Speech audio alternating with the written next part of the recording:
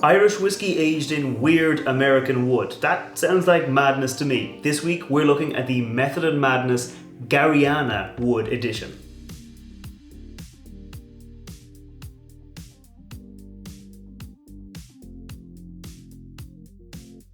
Welcome back to the channel. I'm Matt, I'm the Whiskey Nerd, and like I said, this week I'm looking at the Method and Madness Garryanna Wood edition. So let me get it into the glass and I'll tell you a little bit more about it. Now, what is, first of all, Method and Madness? So if you are familiar with Irish whiskey, you'll probably be familiar with the brands that come out of the Midleton Distillery. You might be familiar with Midleton Very Rare, or Jameson, Paddy, Powers, Redbreast, Green Spot. Those all come from like the main Midleton Distillery, where they make all those different styles of whiskey. But they also have a little kind of micro-distillery. Now, it's micro by the scale of the Midleton Distillery, so I think it's actually bigger than some of the other micro distilleries in Ireland. But by Jameson, by Midleton, by their big standards, it's a micro distillery, and they use this to kind of they use it as a blank canvas. They create different kind of mash bills. They experiment a little with different kinds of woods and different kinds of maturation techniques, and that's why they've come up with this one here,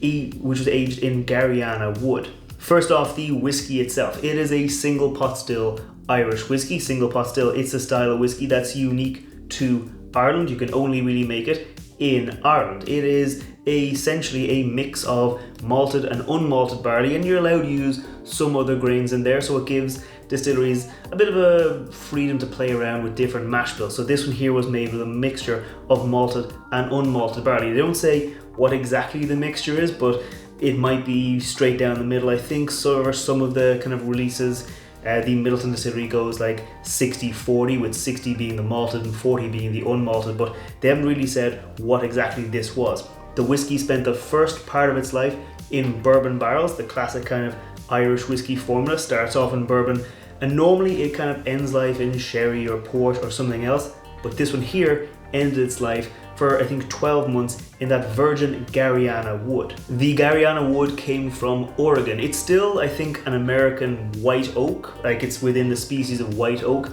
but as far as I'm aware, it's essentially a unique type of wood. It's essentially unique to the Pacific Northwest because it's got a different climate, different kind of environment, and that breeds a different type of tree and a different type of wood. As far as I'm aware, the use of Garryanna oak is very uncommon. It's very rare in whiskey barrels because it's quite a dense, heavy duty wood. Apparently it's got a higher phenolic profile, whatever that means, and a higher tannin content. So it's going to give maybe more oak impact to the whiskey than like a standard kind of maybe American oak, the white oak, normally does. So this should be a relatively different style of whiskey with some different flavors to it. It does come in at 46% ABV, which is, I think, a good kind of standard kind of level for Irish whiskey. It's low enough that it's not going to be burning you, it's not going to be hot, it's not going to be uncomfortable to drink, but it's also high enough that you're going to get more of the flavor than you would at that 40% legal minimum. But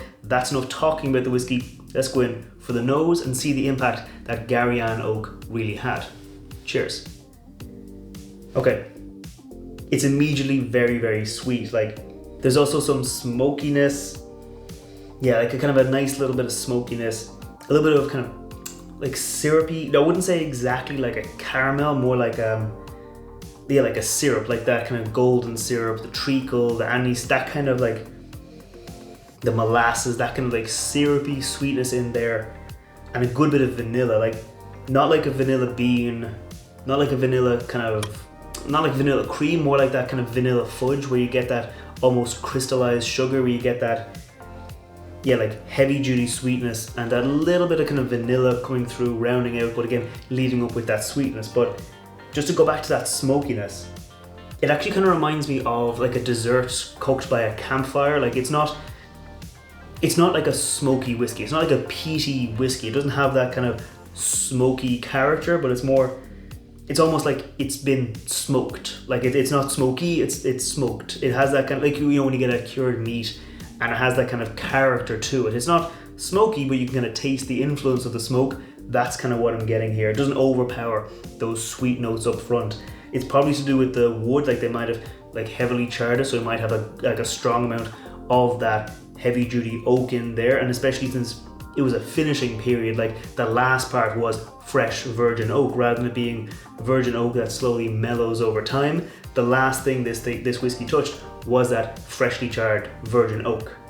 Their tasting notes, their official tasting notes, also say that there are some kind of golden raisins in here, and like they're not wrong. There's definitely some kind of raisin fruity note in here. Like I would normally associate that kind of fruity, kind of raisins, stewed, those kind of like those dried out fruits almost. I'd normally associate that with like a sherry finishing, but there was no sherry in here. So it's just interesting to see like the character of the whiskey has that little bit of fruitiness as well. It's really sweet. It's very like, it's plump, it's rich, it's kind of dense on the nose, but let's see how that translates into the palate. Cheers. Immediately there's barley sweetness, there's a lot of caramel, there's also a lot of spice, like quite a peppery, spicy, like pot still whiskey typically has this kind of peppery character, and that's definitely come through here.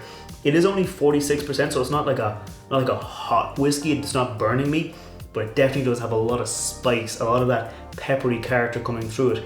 The mouthfeel is relatively light. I mean, normally pot still whiskey, you get this kind of oily, dense character to it, and yes, the flavors did like spread out, but it did feel kind of lighter on the mouthfeel. Not necessarily a bad thing, just normally a pot still whiskey quite dense, almost like oily, like it sticks to you. This one a little bit lighter, flows across the palate, but very immediately sweet. Got all that kind of charred oak notes in there. Not maybe a huge amount of vanilla on the first sip, but led up front with that caramel, with that kind of barley sweetness, and then again with that spice. So I'm going to go in with a second sip, see if I can find any more of those fruity notes or anything else. Cheers. Definitely loads of caramel on that palate, but also a lot of that oak influence. Like I did say, the Garryanna Oak apparently has a higher tannin content, and I can feel it. It's almost like it's drying out my mouth, like it's drawing the moisture out of my cheeks. Like there is a nice amount of a tannin note there, and that's what I think is contributing to the spiciness. As I was kind of chewing it, as I was letting it sit in my palate, I also got a bit of like coffee note, not necessarily like not like an espresso, not like one of those dark, heavy duty kind of, you know, coffee, like the almost bitter notes, more like a sweet coffee, like I know their notes do say coffee cake, and again, they're not wrong. This is a big brand, they've got some good people doing the tasting notes, and it was like a coffee cake with, like, I know I said on the nose like a vanilla fudge, here it was more like a vanilla frosting. Again, heavy with that crystallized sugar, but lighter, less of that kind of fudgy note, more of the lighter kind of frosting note. So definitely like a kind of a coffee cake with a little bit of vanilla frosting. Quite sweet, but then it just has this peppery note that's lingering on to the finish. So I'm gonna go in again, but focus on that finish. Cheers. Okay, so on the finish, like up front in the palate, massive bit of spice, a lot of sugar, a lot of sweetness, not a huge amount of fruitiness. As it starts to fade, as I'm talking, as I'm taking a breath, like that sweetness, that initial hit of sweetness, that caramel, kind of sugary sweetness, that's fading off. It's leaving me with that spice, maybe going a little bit maybe away from pepper, maybe more towards like baking spices, like clove, star anise, like a little bit of nutmeg, maybe like that kind of direction, away from that kind of hot, almost peppery spice. And then still with that kind of coffee note, still with that kind of grain sweetness from the barley lingering on. Nice, and it's actually a long finish. I know I said the mouthfeel was quite light, but that's why I was saying it wasn't a bad thing, because like it's got a nice lingering finish. Like you can definitely feel that oak. It is almost like reminiscent of a bourbon, like that virgin oak does have that certain character to it where it does sit with you a little bit longer, and that's kind of where I'm going here into the finish. Like as I'm talking now, the last bit I'm holding onto here in my palate is the oak spice. It's not the coffee, it's not the sweetness, it's not the vanilla, it's that kind of oak spice, the oak tannins lingering on into the finish. Before I give my final thoughts on the whiskey, if you're new here, scroll down, hit that thumbs up button, hit that subscribe button. I put out whiskey reviews every Wednesday, mostly but not always focusing on Irish whiskey, but I also put out whiskey cocktails every Friday, and every now and then I put out kind of different style videos on a Monday. So if you want to see those, make sure you hit subscribe, and I'll see you then. But right now, final thoughts on this whiskey. I do like this whiskey. I mean, I only had it for a little bit, and I've gone through it a few times in my tasting, in my preparing for the video. I do quite like the whiskey. That said, I don't think I'd reach for it immediately. Like, this is more of like something that I would use as a sipper. I wouldn't go, oh, you know, it's been a long day, pour myself a glass of this whiskey, because this isn't, well, don't get me wrong, it's not hard to drink this whiskey, but with that oak spice, with that tannins, it kind of, you have to sit with it a bit. You have to kind of sit down and be like, I'm gonna sit with this, gonna enjoy it, gonna get that kind of long, oaky finish, and then take another sip. You wouldn't take a sip, down it, take another sip and down. It's not like that kind of easy daily drinker. It is a nice kind of sipping whiskey. So definitely like it, but might not be the first thing I ever reach for. This was just released in Ireland at the end of 2023. And it was just released in America, I think, in early 2024, so, or maybe late 2023. So if you are in America, it should be on your shelves. If you're elsewhere in the world, it's probably making its way to you right now.